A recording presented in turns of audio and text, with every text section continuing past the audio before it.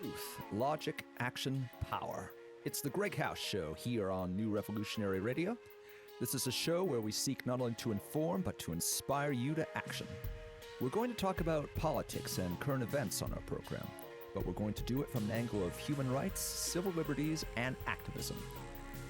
It's our goal to enable an informed citizenry, and we're going to do that by emphasizing critical thinking, news source verification, and actual science versus nonsensical quackery.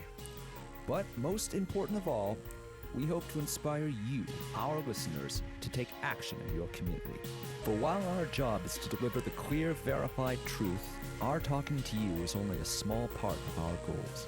The real power belongs to you, and it is up to you to decide where your strength lies when facing the real challenges ahead.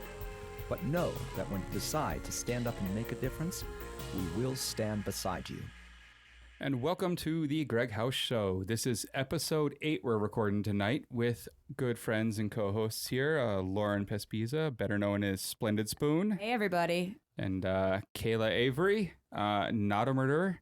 And, that's how I'm best known. And Mac down here on the end. How's it going? Big Mac. Mac Daddy, the Mac Attack. The return of the Mac and Mac. I just like to throw out the not a murderer because every time someone Googles your full name, it comes up with, you know. Making a murderer. And not a single person has accidentally tweeted at me for that. And I'm really upset about it.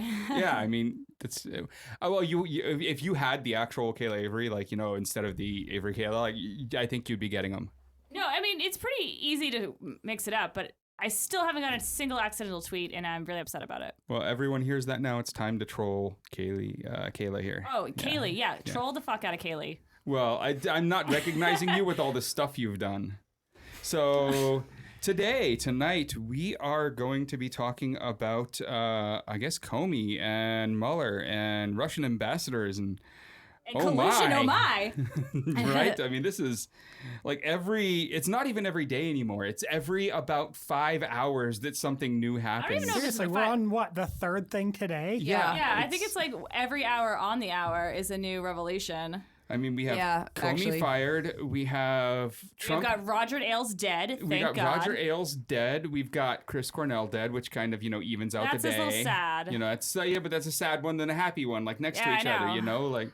And then we've got, you know, Trump Chelsea's giving the Russian ambassador all the bad stuff. Then we've got Chelsea Manning being free and tweeting out pictures of pizza. And champagne. And champagne. My girl. Oh, yeah. My girl. Get it, girl. Mm-hmm. And then we've got a special prosecutor now, Mueller, former FBI director. Mueller. So this is all a bunch of interesting stuff. I mean, let's start with Comey, even though, like, you know, it's weird because so much is happening every day. This is not that old, but it already feels like it's a year ago. Yeah, it happened literally like a week ago, and it already feels like... And the special prosecutor happened less than 24 hours ago. And it's old news. Oh, wow. Have you heard about, the news that has happened since? I mean, like, you know, there's the Republican bill about immigration and, you know, also reinforcing, like, ICE and giving them more weapons and stuff. That just happened, like, a couple hours ago. There's the bombing US of strike Syria. Against Syria again? There was the revelation of Kevin McCarthy's comments back in June of last the year. leaked audio. Yeah. Where McCarthy... all the things we're not covering today on the GreggHoush show. That Trump and by the time we finish this recording, Russians. who knows what happens next? Yeah. Right? Yeah, we're going to be don't like think in he here recording this show. While and Trump like, there's steps gonna down be, as president? You know, or like... Mike Pence got assassinated by Donald Trump. Or Stephen Colbert's in jail for his for his monologue last night. So let's jump into this Comey one. I mean, you know, this is interesting, obviously, because anyone with 2 brain cells can see that he was investigating Trump and he was fired. I mean, if you don't put those 2 things together... you didn't watch the Lester Holt interview. Yes, where Trump, of course, stated clearly that he was going to fire him anyways. And, you know, he had thought about the Russia thing. Yeah. His words, Russia thing. Well, he also said Russia, too, which is Russia. Yeah. Well, I mean, I'm sure his handler, you know, was probably yelling at him about the pronunciation of the homeland. Yeah, right? exactly. You know, so... Again, that's just, if you don't see it the way I see it, then I'm going to be rude about this one. You're an idiot. I mean, or we have the worst problem. We have, in my opinion, the worst problem going on right now in politics, which kind of happens already, but today it's becoming more blatant, is if you are a Republican and you are in our government and you are still supporting Trump, then you do not serve our country. You serve your party. You are not loyal to our country. You are loyal to your party. They say That as much. They've said is this. evil. The members of the Republican Party have sit there and like given interviews on MSNBC and CNN and like late night shows and saying like, well, Chaffetz and Nunes, they owe a duty to the president. They work at the at the hands of the president. And I think it was Anderson Cooper one time was like, no, they work for their constituents. Yeah. Right. So Technically. they admit that they work for the president and not the people. You mentioned Chaffetz, and that reminded me the other thing today is we finally got the official announcement that Chaffetz is resigning June 30th. Yeah. So we went through like 9 things, and we still forgot things that happened today. Yeah, it's like it's just speeding up every day. It's more and more. It's a snowball. It's news vomit. Well, I guess the Trump supporters did tell us that there are no brakes on the train. No brakes and on they this meant train. that literally, apparently. Yeah, apparently. You know what happens when you have a train with no brakes? It derails. Unless you have Sandra Bullock on to help you out. I suppose there is that one exception. So the, of course, initial argument from Rosenstein and everyone else that went public about Comey's firing is all about the Hillary case and how Comey botched that. And, if you buy that, then why didn't they get rid of him back then when they first came in? Yeah, it makes because no sense. one buys it. Because no one buys it. Because it's not true. Because after this happened, the initial statement was, well, on Rosenstein's recommendation, we've gotten rid of Comey. And then, of course, during the aforementioned Lester Holt interview, Trump says he was going to fire him anyways, and it didn't really matter, and it was his decision, and he was thinking about Russia when he did it. It's really hard to figure out which one of these they actually even want us to believe. Like, if they could hold a party line, if they could put out a statement and stick to it, at least we'd know what, in general, we were supposed to believe. Well, they tried doing that, and then the Spicy and what Hucka was Sanders, said one thing, and then literally that night, Trump said in the Lester Holt interview the exact opposite of what they pushed all day. If I remember correctly, there was actually one of them. I don't remember if it was Spicer or Huckabee Sanders or if it was one of the other surrogates, but someone from the administration was actually on giving an interview on the topic, giving the official line at the time. I think it was Pence. I think it was Mike Pence. I think you're right. Pence. Yeah, and they were both saying cannot the keep it opposite together. thing. We thought the left couldn't toe the party line. The right can't even tell the problem here is, and I mean, I kind of hesitate to call it a problem because it's not a problem from my perspective. Like, it's obvious a colossal fuck up, but from as far as I'm concerned, the fact that the truth is getting out this easily is kind of a silver lining to this cloud. Yeah, and it's not like I was a big fan of Comey, to be honest. Like no one was. You know what I mean? Like Comey's not necessarily the good guy in the situation. The Trump administration is just such bad guys that the lesser of two evils. Exactly. But I'm not a big fan of the FBI. I mean, they might have thrown me in prison. It wasn't. Comey in fun. particular endorsed putting getting FBI agents jobs as journalists at major news media outlets. Yeah, Comey has done a lot of crazy crap. He's expanded definitely. the amount of informants to 150 times what it was before. There was a lot of stuff he did. So as well as Mueller, I gotta say. But and Mueller was there a little longer. But they were both. They weren't on we weren't on their side 2 years ago. No, we're still not on their side. We're definitely on very different sides. Okay, that just cool. kind I'm of just making sure we're not going to do this way. No. We're not No. okay. We're not on the Comey I side, want but we're Comey on to the take side Trump of down. don't have extreme overreach I of think Mueller has a governmental better power. chance of that. Yeah, well, I mean, but he's going to have a better chance if he gets a lot of information out of Comey. What if they should all link up to take him down, work together? Well, one of the other party lines they tried to Yeah. push was that a good reason to get rid of Comey was specifically that the rank and file in the FBI no longer had faith in his ability to lead and didn't like him. And that was refuted literally minutes later by the acting so FBI many director. personally emailed McCabe. Huckabee Sanders herself. Yeah, all of these agents, so many Emailed agents. her personally. I bet they were the best agent, and you know it, and He knows it, she and knows we it, all and know everyone it. knows Was there any top secret information in these emails, by the way? I think we should subpoena Huckabee Sanders' email. Yeah, 'cause, let's get we those. need we to get to the bottom of we this. clearly need a dozen House Intelligence Committee meetings Yes. on And whether three- any three- sensitive yeah. information was leaked. Yes. We need 9 investigative committees. Indeed. Well, I mean, the truth is kind of apparent in that McCabe made a statement, and his statement was this. I can tell you also that Director Comey enjoyed broad support within the FBI and still does to this day. We are a large organization. We are 36,500 people across this country, across this globe. We have a diversity of opinions about many things, but I can confidently tell you that the vast majority of FBI employees enjoyed a deep and positive connection to Director Comey. So right there, you can love the FBI, you can hate the FBI, you can not really care, but the party line, again, is quite obviously a complete lie. Well, that was one of the things I heard from, I forget, it was earlier today. There's so much that's going on. I can't remember exactly who I heard it from, but one of the, I guess the Wall Street Journal, or there was new polls that came out that showed that I think it was like 36% cared about the Comey firing, some didn't, and then but like overwhelmingly a majority of like conservative Trump voters that didn't read like printed news like had no idea who Comey was.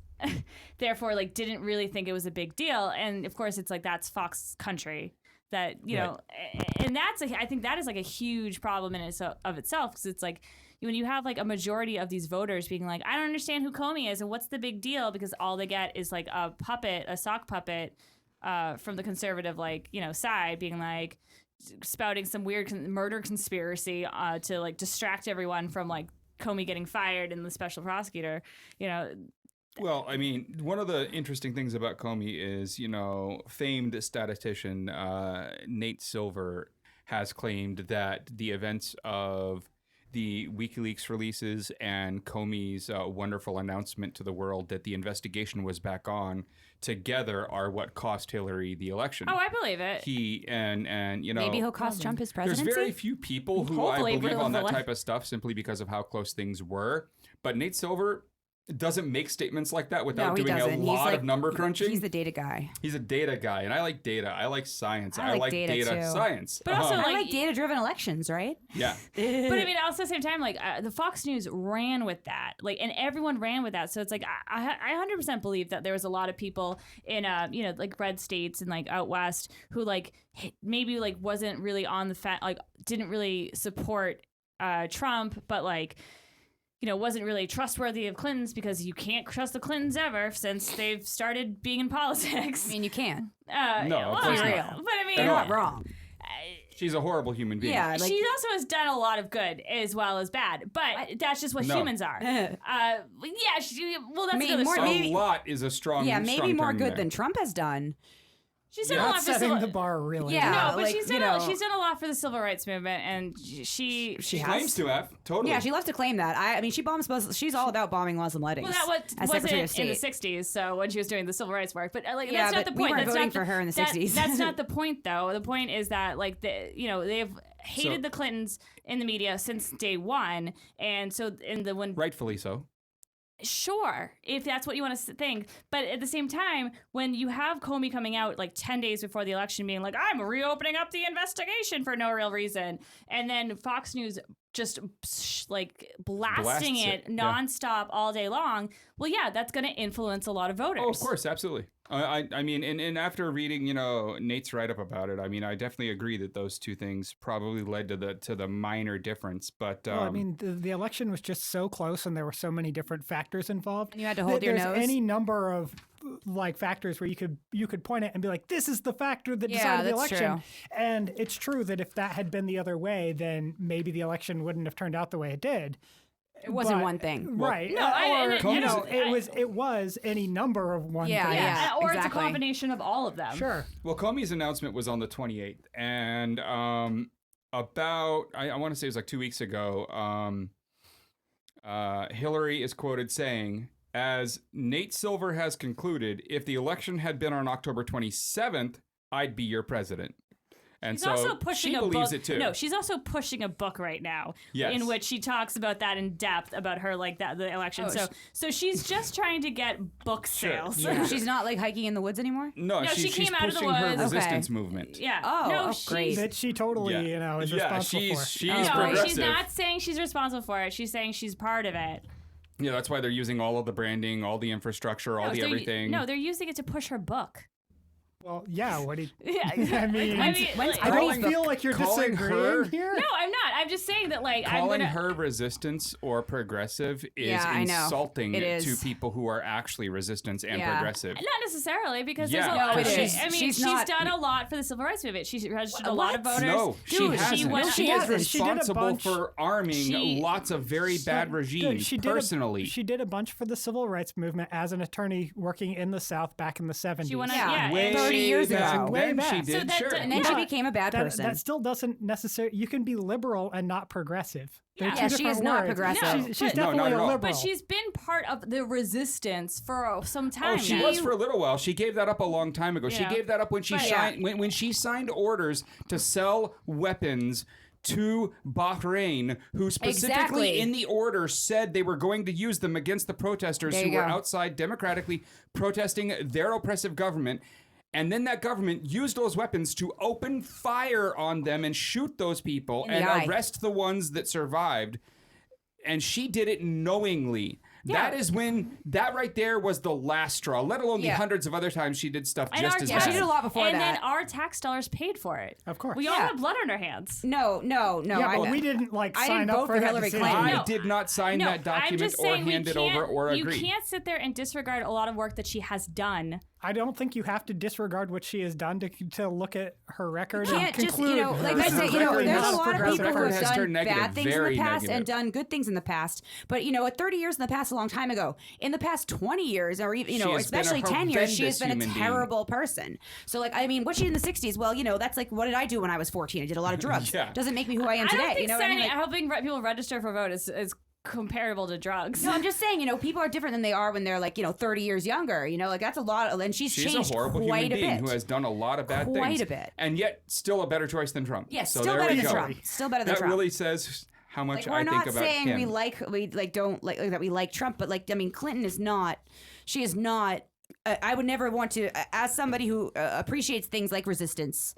I just gag at the thought of considering her among it. It's very easy to draw these dichotomies where people fall on one side or the other. Hillary Clinton is a progressive or she's a conservative. She's conservative. You're either pro-Trump or pro-Clinton.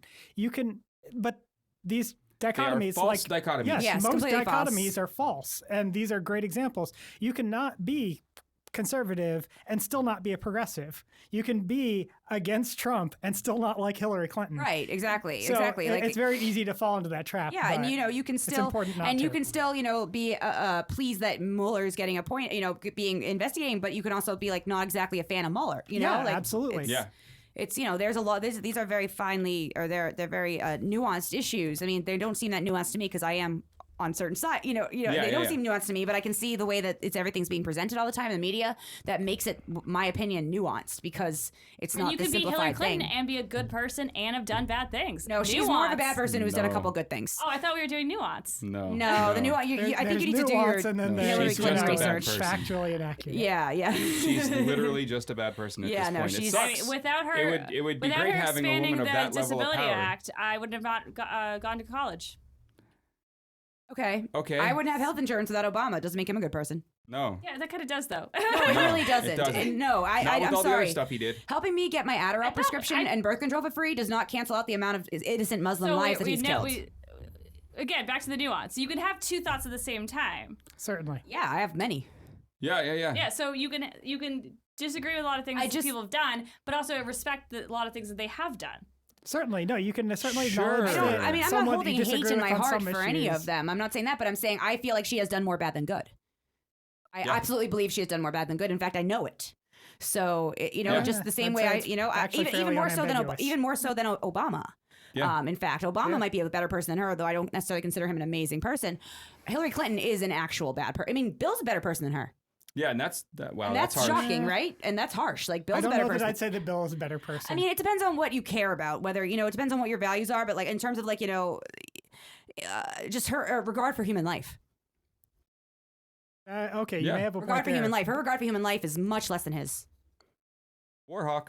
Yes. Anyways, back to Comey, who kept this horrible person out of the White House by allowing a more horrible person into the White House. Hey, at least he had the good taste to when he was doing his Senate hearing.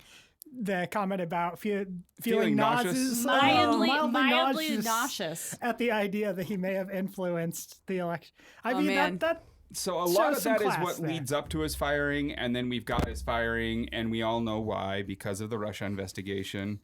And that was just one of the dumbest political moves anyone's ever made. Because without it, we wouldn't have a special prosecutor. The one thing Trump and his people didn't want was a special prosecutor. Yeah, no. And doing this just opened the door for that. It made it possible for some rank and file Republicans to be for a special prosecutor without looking anti-Trump. Because they just had no choice at that point, and so they could get away with this. Trump really doesn't. They don't plan ahead very well, do they? No. At all. No, it's spur of the moment. I mean, part of the problem is, of course, Trump himself. Just the way he thinks and responds to things. He can't plan out some sort of coherent strategy that lasts for any length of time. We're not even sure if he's thinking. Yeah, I feel like he should be playing chess, and he's playing tic-tac-toe. Oh no, I think he's playing finger paints. Probably, yeah. Tony Schwartz, the guy that actually ghost wrote the Art of the Deal. Oh, it said he was a sociopath. And has no commented doubt. a lot, and specifically has talked about how a lot of these issues that we're seeing with Trump self-destructing are really obviously predictable to anyone that actually has known Trump for a long time. And in general are indicative of what happens when a sociopath gets power. Some sociopaths like crash and burn early before they do much damage. Some rise to the top before they crash and burn, but they all crash and burn. He has more of like baby man personality. Yeah, that is part of a man-child. Yeah. It's just like...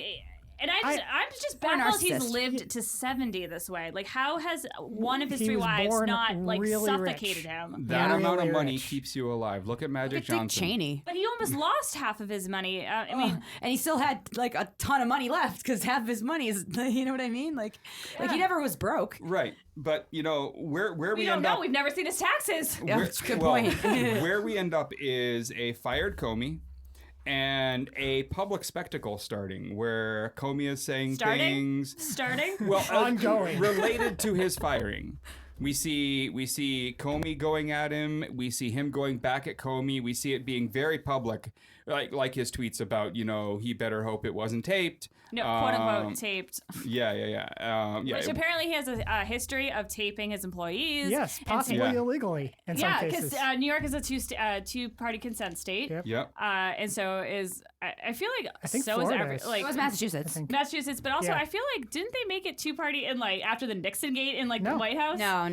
No, but everything that the president records is subject to the Presidential Records Act, has to be preserved, doesn't belong to the president. It actually belongs to the United States. Like any recordings he makes like that are basically just presenting them with the evidence to use against him. Yeah. Yeah, like I was like, which I firmly believe he's dumb enough to have those recordings despite that. But... And I also think he's dumb enough to make up such a lie that would just we catch him like red-handed in a lie. Doesn't all the time. Yeah, he doesn't care. But I mean, like this would be like such a lie that Republicans can't even like dodge. No, they can dodge lies all day. Are you kidding? They can dodge. But I mean, if we what is force him to say no to the tapes don't exist, the Republicans will not be able to defend that more so than like right. Well, we find ourselves with them not really in a defensive stance anymore. I mean, if you look at the supposed Comey memo. This memo supposedly has, written transcript of Trump asking Comey to drop the Flynn case, to drop the investigation. And one of the first things that happens when the announcement of this memoranda actually existing comes out is Jason Chaffetz, the Republican chairman of the House Oversight Committee, demands that the FBI turn over all memoranda notes, summaries, and recordings of discussions between Trump and Comey. And you wouldn't have, without this just lie upon lie and these stories breaking down and these horrible, just dumb political moves, you wouldn't have a Republican like Chafix asking for that information, which is probably damning to the president with a Republican president in power, unless there had been so many mistakes that there was just no choice but for his own career to start to make some distance. Well, I think we've talked about this before a little bit. Multiple people are making that distance as of, the last couple of days. They're starting to ask for this information a little more. They're allowing a special prosecutor. They're happy there's a prosecutor. The Republicans are demanding for these tapes because they want to know if they've been secretly recorded in the way, also possible. Because think about it, half of these big rank and file Republicans, Paul Ryan, Chaffetz, Nunes, they've all been in the White House. So it's like if he's going to come out and say that he's secretly taped Comey, well, now they're probably thinking, crap, was our conversation recorded? And if so, we got to find out if tapes really exist. So we need to find out if Comey's exists. Yeah, it makes sense. And I think we mentioned in one of the early episodes of the show when we were talking about the early information that we had about the links between Trump and Russia, but it's very obvious that the Republican Party never really liked Trump. They kind of tolerated him when he was willing to push their agenda, but they obviously never really liked him. We saw that back in the primaries where they were all trash talking him before they got in line behind him.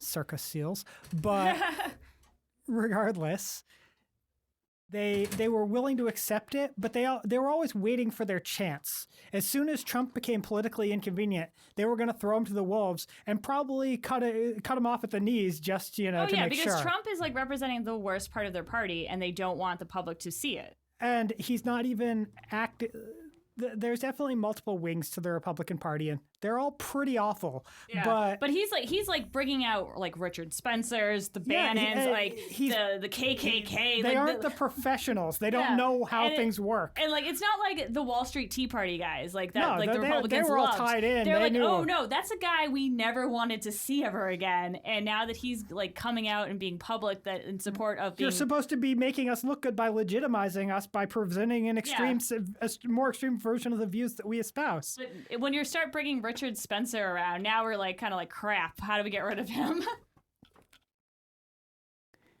Are we keeping you awake? So, the really interesting stuff about Comey's firing to me and what happens next is, are we going to see Comey actually go before a congressional hearing and talk? Is he going to open his mouth, or is he going to just keep quiet on all this stuff? Because he'll probably show up when asked, because you're supposed to. Well, they've already asked and they got denied, right? How much? That was a previous request, and that was the reason that he declined was that he didn't want to give testimony in an open hearing. He suggested a closed hearing, I think. But now we'll see what happens now that he's a fired man with no job. Is he going to come out? Is he going to talk? Is he going to say what's on his mind? Is he going to divulge the contents of some of these memos? What's he going to do?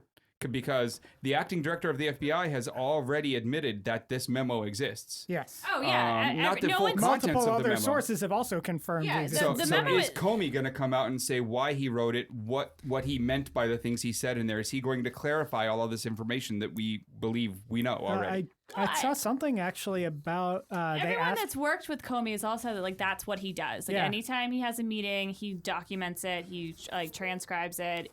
He writes this memo, and no one from representing him or his lawyers or him has come out to say denying it, which I think speaks pretty highly of itself. Well, specifically, I saw something I think earlier today or yesterday about his lawyers being asked regarding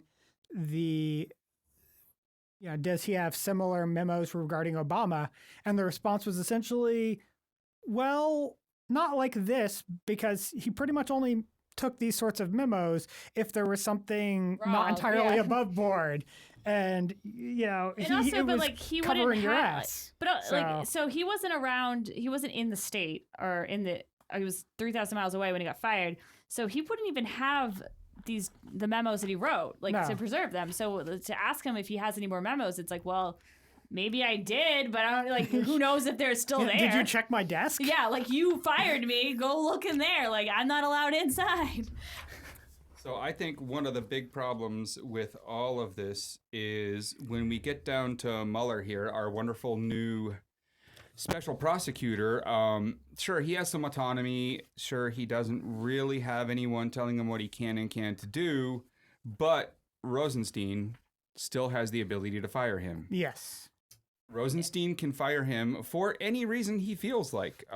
Is that entirely true? Absolutely. I thought after Nixon they made some move that like Congress needs to like. No, very ability for there to be a special prosecutor is because of Nixon. Yeah. But the no, because they had others in history, but they did, especially in the 90s against.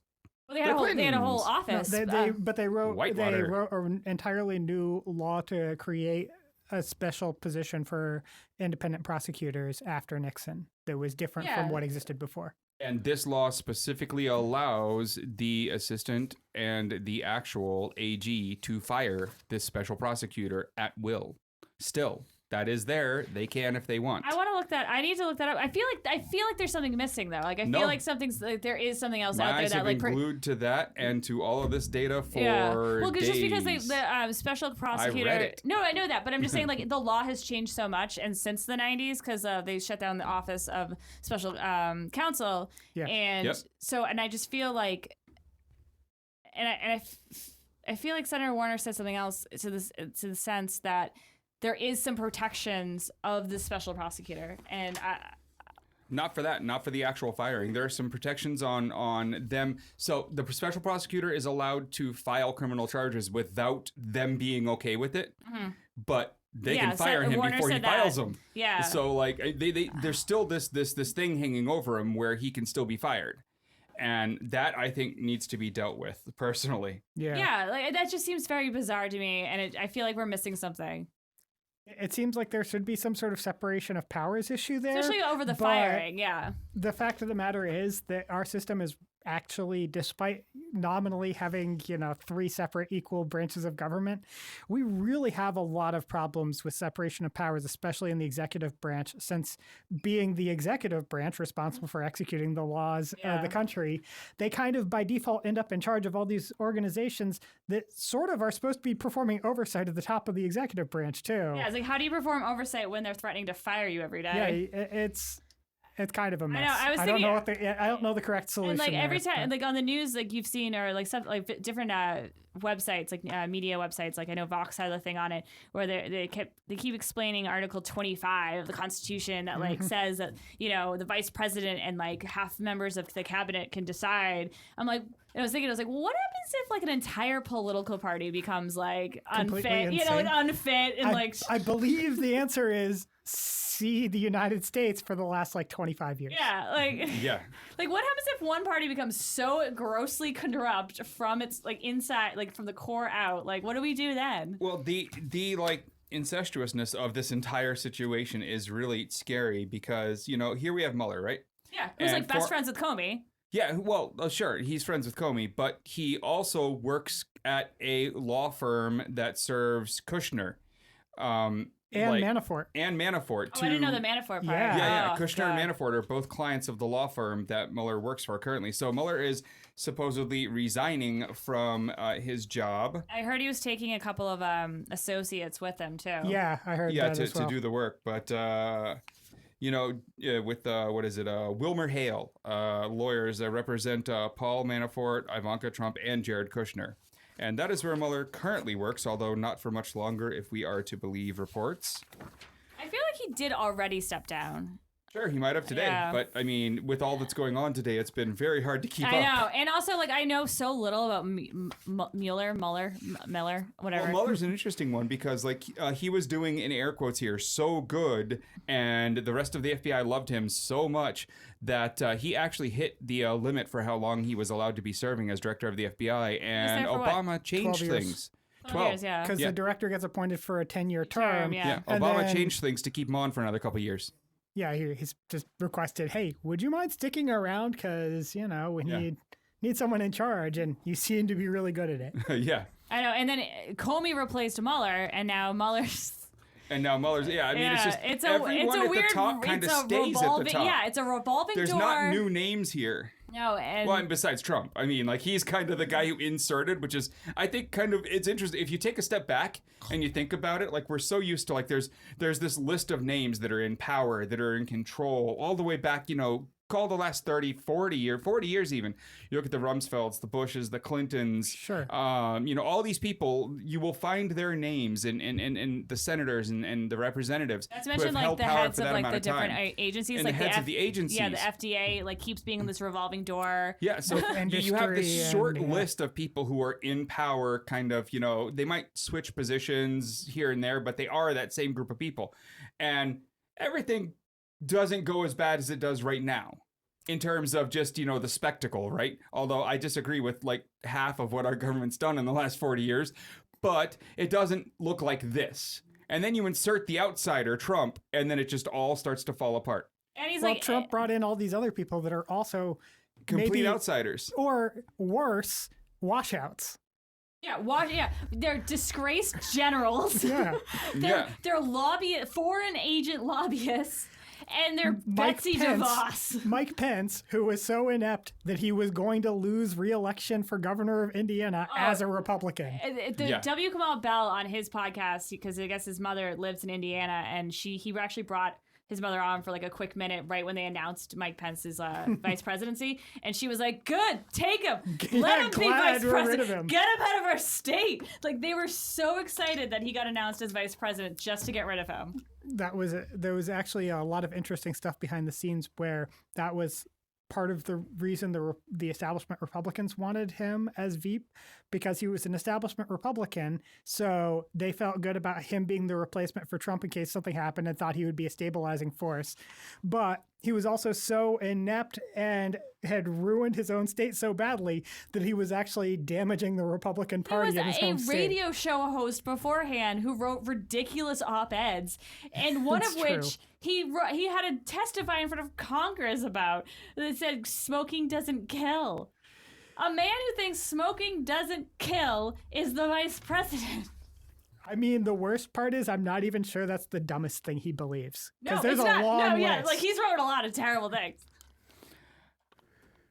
So all these outsiders, everyone's all about, let's get outsiders in. We're sick of all the people in power. Let's drain the swamp. And what we get is a bunch of outsiders who are there for profit, for enriching their business friends. We get swamp monsters that were kicked out of the swamp for being too swampy. Yes. And it causes nothing but turmoil.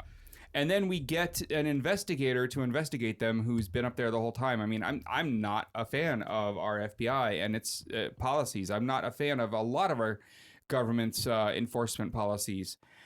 And this is the guy who's going to be investigating. Now, I will say that the only positive that I see about Mueller actually doing this is that I do find myself in the anti-Trump camp. And I think he's better friends with Comey than he is with Trump. So that I definitely think he has more loyalty to the FBI than he does to whatever other forces he might be associated with.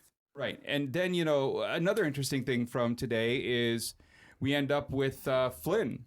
Flynn is supposed to give some testimony here. People want to hear from him. His lawyers, this morning, the AP reported via his lawyers that he wasn't going to honor subpoenas. Since when is that a choice? It's not a choice. That was actually clarified, it was clarified later. What they said, Richard Burr, who was the one that originally said that, then came out later and said, well, what I meant was his lawyers haven't confirmed that he is actually going to obey the subpoena. Since when is it a choice? Well, the alternative is contempt you just of get court arrested charges. for contempt of court. Yeah. Right, but I mean, so you get arrested. That still doesn't make you answer. I know that, but at the same time, like, that's true. Here's the thing about that specifically is the Fifth Amendment. So it applies different in congressional hearings than it does in judicial settings. So because congressional hearings can't charge you criminally. So, it actually, there is a very strong precedent with two cases that went through the Supreme Court that talk about the use of the Fifth Amendment in regards to the difference between a judicial setting and a congressional setting. So in a judicial setting, you can plead the Fifth and not take the stand. And then you just sit there and keep saying fifth when they keep asking you to take the stand. Invoke. You invoke like a boss. And don't say privilege. I hate it when people say privilege. In a congressional setting, you cannot. What happens is you have to show up, you have to sit in the seat, so you know, in air quotes here, take the stand. But you can then plead the fifth on any question you want or you don't want to answer, which can include every single question you're asked. So in the end, it kind of works out the same. But in that second scenario, you have to sit in front of them and get grilled by them the entire time while you're pleading the fifth for everything. But the subpoena that they sent to him was for documents. Sure. And, you know, that'll get him the contempt of court. It'll probably get him arrested if he doesn't do it. Well, let's be honest. It's not going to get him arrested. Probably not. Yeah, with privilege, right? You know, as a white man who Trump loves dearly. I mean, Trump will just grant him clemency. Immunity, I'm sure, or pardon him for he'll something. He'll be the turkey pardon this year. Yep. Yeah, but it just is interesting because, you know, pardon turkey. If he gives any of this stuff, one of the other interesting angles of both of those Supreme Court cases is they end with, you know, reaffirming the power of those congressional committees during committee to ask for a pause, a recess, same day, to get immunity for the person who is pleading the fifth. So they can literally on stand up there in front of this person live on C-SPAN while we're all watching, just hear, I plead the fifth to every answer, and then decide about an hour into it, we're sick of hearing that. You want immunity? Because we want these answers. And then go get it drafted up and come back, get it signed, and then get the answers. You know who they didn't do that to? David Housh. They did not. They did not. For a second, I thought you were going to say David Hasselhoff and be like, what did he do? No. Nobody hassles the Hoff. Exactly. Yeah, nobody hassles the Hoff, but House hassles everybody. But well, there's some interesting stuff going on there, and maybe one day we have him on the show to talk about it. Is he in town? I thought he was in Alabama. I was going to say there's some interesting stuff going on Yes, there. I'm excited to hear about it because... Anyways, oh, God. That is probably a future guest of ours, David Housh, who people will remember from some wonderful interviews like MSNBC, where he talked about the Bradley Manning Defense Fund at that point, and a few of the other things, and his work with other wonderful organizations. And David Housh, like a boss, invoking every question, but his name is birthday. Bringing down the house. So, clearly. Anyways, you know, we find ourselves with Michael Flynn having to answer to the subpoena, but possibly not doing it, which will, if, you know, there's any justice, get him arrested. I don't see that happening, but that's the idea. Well, if he did 1/5 of what Hillary has done, he would be locked up today. Exactly. So, but apparently, if it's 10 times as much, yeah. There's a point where it becomes so absurd that you just applaud, like, well done, that man. I guess. I mean, is that how Trump works? I guess. I feel like you know, like in a way. Now, I thought it was interesting. Another thing that came out regarding Flynn just, I think today, was Reuters is reporting that during the conversations that Flynn had with Sergei Kislyak, the Russian ambassador, after November 8th, after the election, when he was saying that originally that he, you know, didn't have any conversations about U.S. sanctions against Russia, and, well, turned out to not be telling the truth entirely there. But Reuters is reporting that, in fact, those conversations were about establishing back-channel communications with Russia. Oh, yeah, I read that, yeah. Which you may remember about, 2 months ago now? We had the meeting in, the UAE? With Eric Prince and Russian representatives, where they were going to be meeting about creating back-channel communications between Trump and the Russians. Yeah, and supposedly they set up something that can like bypass like U.S. security and like U.S. So, but it's just interesting that we've now twice had that happen, and one of them now involved Michael Flynn, who we now know was working as an agent for Turkey at the time. Turkey hadn't disclosed sucks. it publicly yet, hadn't registered as a foreign agent for Turkey, but had informed the White House transition team that he was under investigation with regards to that. Right. But then apparently later lied to Mike Pence, the head of the transition, who presumably would have been already informed by the White House counsel that Flynn had told in the first place. Apparently, Mike Pence doesn't know anything that's going on at any time. That is legitimately a reasonable conclusion to draw just based off of Mike Pence. But that's the conclusion I've come to. He was the head of the transition team, and the White House counsel was informed by Flynn that he was under investigation. Well, to be fair, Mike Pence can't be anywhere that his wife isn't, so maybe that's why. No, he just can't. He can't go to that meet briefing with women without.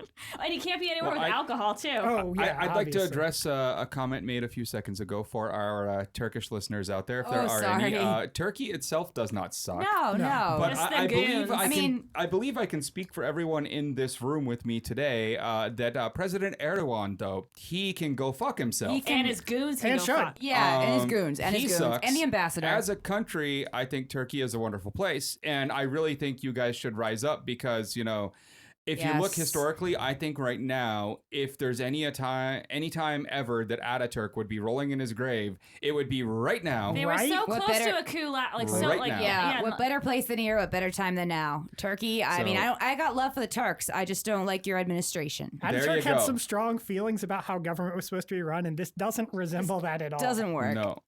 The separations in place were key. The secular nature was key. Turkey will throw a coup. Stomping on everybody with your boots is pretty key too. But back on track here. Now that we've kind of veered off there. Sorry, it's my job. Let's talk about keeps us on our toes. Let's talk about Trump meeting with Russian ambassadors and known spy masters of the Russians in the White House with Russian press, not American press, on purpose. And the official White House press statement on that excluded even saying Kislyak's name. It just said that he was meeting with the foreign minister. Yeah. It didn't even mention Kislyak, and the only ways we found out is because Russian press released the photo of him shaking hands and smiling without the White House's permission. Also, I believe it was originally supposed to be a meeting with Tillerson and Lavrov, not Trump. And then it just turned into that. And then Trump decided, hey, why don't I? Mind if I join in? It's the foreign minister of Russia and Russia's spy master in the U.S. Hey, that sounds like a meeting I should be a part of. I mean, I want to be part of that meeting. Don't get me wrong. I mean, I would love to know what they're talking about. Yeah, I feel like it's not even anything like that extreme because Trump is just so dumb.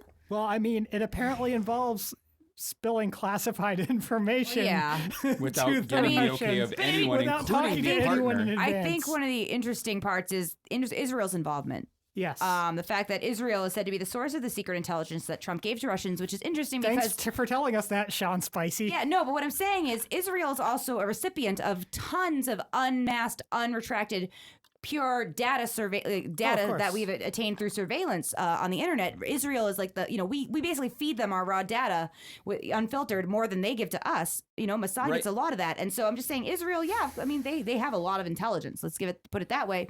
And a lot of it was from us in the beginning. So right. But the problem with this data specifically is, it's weird because I support a two-state solution there and all that other fun stuff. I support all of my Palestinian friends. Me too. And I am very against settlements and all that other fun stuff. But then at the same time, Israel collecting data that's going to help us take out ISIS is important. Well, I don't think Israel will help us take out ISIS. I think ISIS is a very, very useful thing for people like places like Israel. I think destabilization in the Middle East is helpful. Well, I originally heard it reported as it was an Israeli spy as the source. And if that's the truth, right, I'm thinking, like, my thought process is... Dude, their spies are the scariest, though. Well, if it's a singular person that was the source, well, then you just got that person murdered.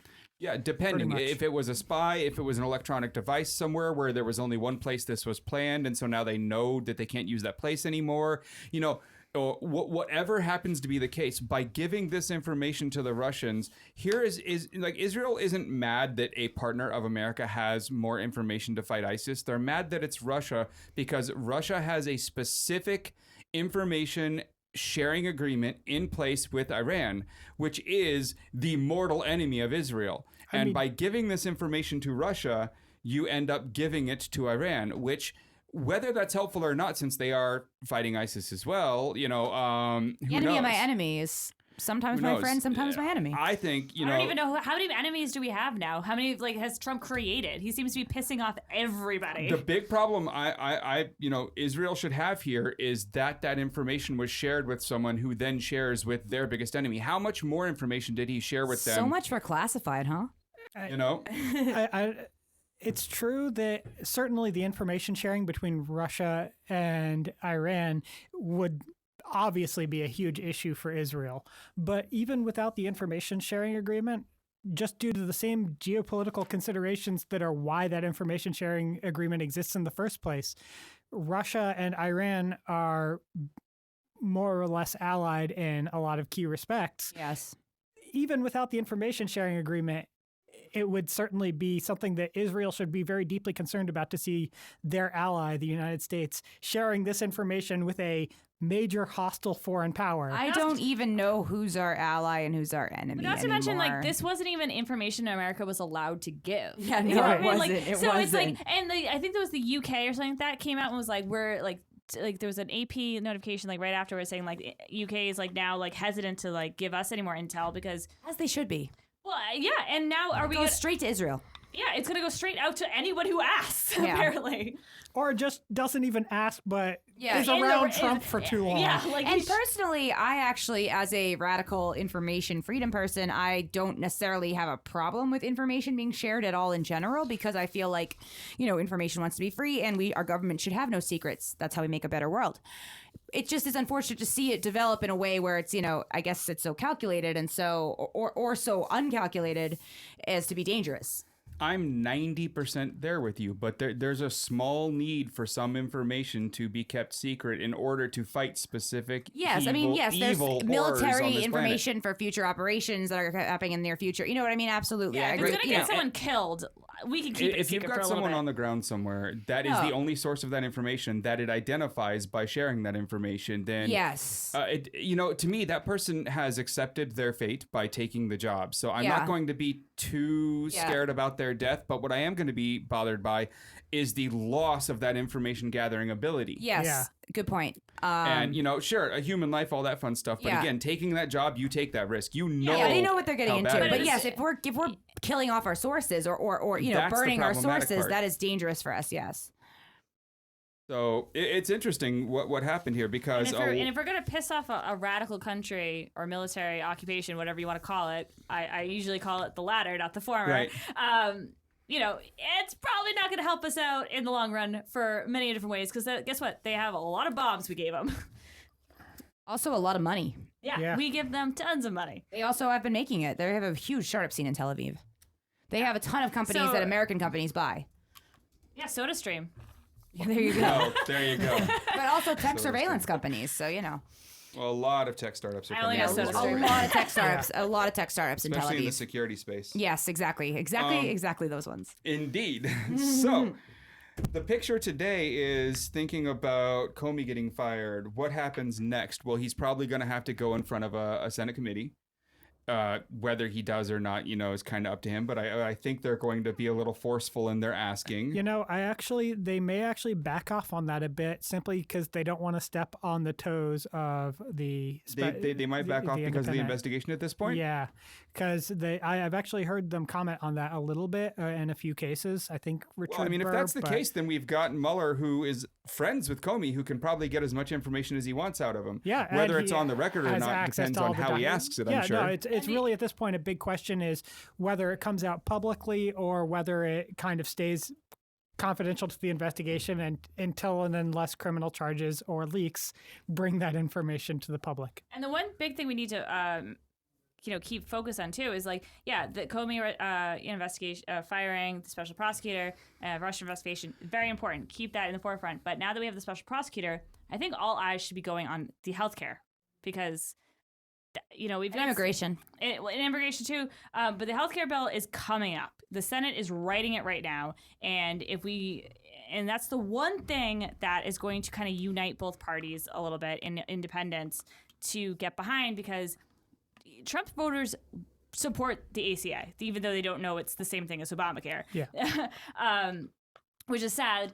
But at the same time, what they're writing is going to be awful. just truly awful. Of course, it's just for the insurance companies to keep grabbing more money. I am actually kind of curious about this. The same thing as the ACA. Well, the ACA is awful, but it's not. It actually expanded coverage, so it had one good key feature and then a whole. Yeah, it does have a lot of good features, and there's a lot of terrible features, and the Democrats will acknowledge all the terribleness of it, but the Republicans won't. Yeah. And so, what they're trying to write right now is going to be far worse than anything. Well, it's going to be very interesting. I'm very interested to see what they come up with because, of course, they still need it to pass. And not only that, but the whole reason that there was this huge clusterfuck on the Republican side of the aisle in order to get some sort of Obamacare repeal passed was that you had essentially in the House two factions. You had the moderates and the Tuesday group, and then the Koch brothers.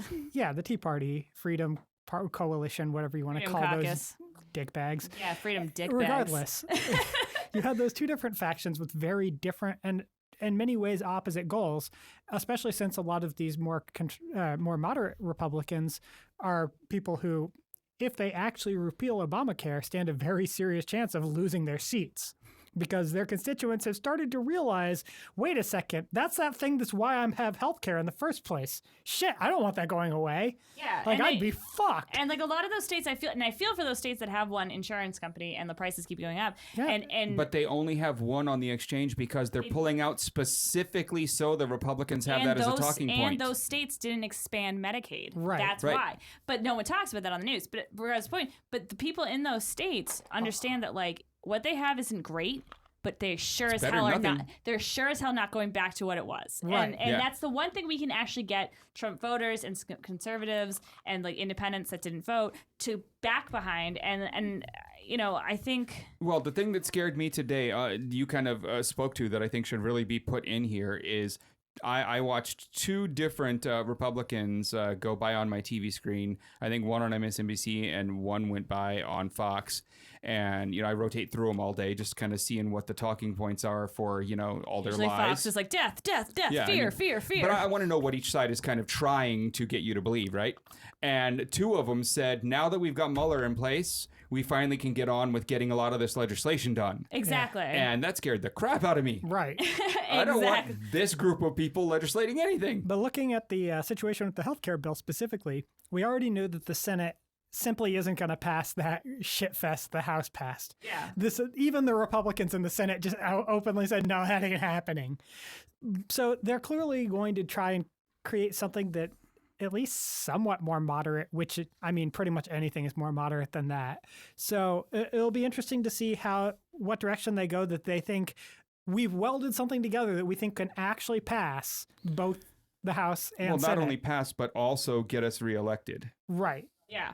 I mean, unless what they're going to put on the table is Medicare and single payer, yeah, it's gonna be crap. That's not gonna happen. Yeah, I know, but it's, I don't think that they're gonna come up with anything good. I don't think anything they're gonna come up with is gonna pass. Because there's 13 that's exactly part of the thing. I just don't think anything's gonna get done. I don't think they can get. And there's 13 white men writing this healthcare bill, and so of which even Romney, as like a 13 white men rolled into one very white man, did a better job at it than these 13 white men. Well, obviously, he had binders full of women. Yeah, exactly. He could point to them going, there she is. So number 413. Yes, I totally recognize that. I think Kayla made a really strong point here that now that we have this special prosecutor, we're going to hear all kinds of fun stuff, but a lot of it's going to be behind closed doors because the prosecutor is doing his job, right? Hopefully, fingers crossed. This is all this guy does is his job. But at the same time, at the same time, that leaves us open to a lot more legislation actually getting dealt with, and a lot less of the Senate and the House being distracted by Trump is what the Republicans are telling us today. Now, if by some miracle that's actually true, then we all need to pay a lot more attention. Reach out to our senators, our representatives as often as we possibly can with our love or our hate. Actually, even if you have the hate, temper it so that they'll actually listen. Of course. But if you reach out with hate, reach out with hate full of love. If this does calm things down to the point where they think they can start passing a bunch of legislation, we need to pay a lot of attention because they're going to try and ram some things through that are not good for us, for America, for our future, for our children. It is bad. The Paris climate change deal is going to be a huge one too, because well, even China said that they were going to back that one up, even if America wanted to get out, that China was going to have a problem with us leaving. Yeah, good. I have some very mixed feelings because the Paris Climate Accord was very little more than just outright worthless. It was a joke. Yeah, it was not a laughing Kyoto. stock, and even Kyoto was basically a joke. Well, I mean, so for its time, it was revolutionary. Well, it was certainly the most sweeping proposal, the international it's a great agreement song by Bad Religion, Kyoto Now. Yes. Well, the thing is with the climate change, nothing is going to happen globally if America's not doing it. Absolutely. And America has been one of the big stumbling blocks to getting anything done. We already have China and India on their own looking at or having already implemented carbon taxes just outright in their own countries. And there's a documentary I watched on climate change, and there's an activist in India who said basically until America starts doing some shit, I don't care what, you know what I mean? And I believe it, because it's especially for places in rural India where it's coal is the cheapest, most to cook some food. So don't come after India if you can't do your own shit. And I mean, India already Everyone stop having babies. Just. Oh God, please! Can we just start sterilizing some people? No. I mean, no, we can't because we've No, tried 'cause, that. yeah, and it was we a see terrible where thing to that do. goes. But you know what? Specifically, rich white men. Can we sterilize them? I mean, honestly, I'd rather sterilize them than the people we would actually sterilize if we went about that Inevitably. program. Yeah. But in general, I mean, I mean. Really, the population growth and in developing nations. Unfortunately, I'm not blaming them because they have to live too, and they have every right to breed as much as we do have a right to breed, which I'm not sure we do, but you know what I mean. I guess. Well, yeah. So what I'm saying is they are actually going to contribute so much more to climate change in the near future. Well, but we've reproduction contributed is so much. We've made that the case. Yeah. Let's hold off on any more of that talk. Yeah, that's perhaps a topic for a different day. Because we're going to do an entire show on that stuff. Quite awesome. obviously, there are some opinionated people here, and I think climate change is, of course, a complete show. A talk of what the actual Paris Accords have, what we're doing, what's going on, who's behind us wanting to get out of it. All this other fun stuff is great for another episode. But for tonight, I mean, I think we've covered everything that we can cover now, unless in this last hour more stuff has happened, which with the Trump administration, I'm pretty positive it has. By now, 3 administration officials have resigned, another has committed suicide, and the investigators are closing in on 3 more. And Mike Pence is still with his wife. Has anyone else died on the toilet yet? So Has anyone died in the toilet yet? I feel like that's about to happen. I hope No, it's but Trump. I'm pretty sure the FBI is going to break down Mike Pence's door at some point, and he'll already be dead due to autoerotic asphyxiation. Yes. Oh, it's so true. It's so true. He just seems like the sort. Yes. He'll probably be wearing pantyhose too. Oh, that will be like the least sorted detail Yeah, of the entire exactly. room. But Exactly. I could just picture him in pantyhose, and just because he's so weird. I don't know. I generally, when I picture politicians or administration officials in pantyhose, I picture FBI directors personally. That Anyone makes who's sense. anyone's just who's so weird and controlled, I feel like, is the one who likes to be wild in the bedroom. As Gregg yawns. Yeah. I just can't hold it in anymore. I am so tired today. Yeah, me too. It is one of those It's too hot. exhausting days. It's too hot.